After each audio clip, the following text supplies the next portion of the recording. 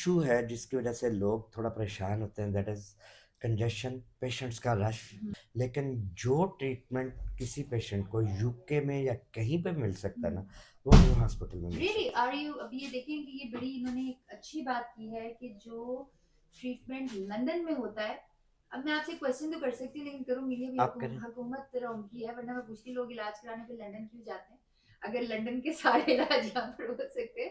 पर मैं नहीं पूछूंगी, मैंने बिल्कुल मैंने उसकी चेंज वजह और है कुछ, उसकी वजह और है कुछ। अच्छा। हाँ, ये प्रोजेक्ट बहुत बड़ा है, 50 करोड़ 60 करोड़ का है।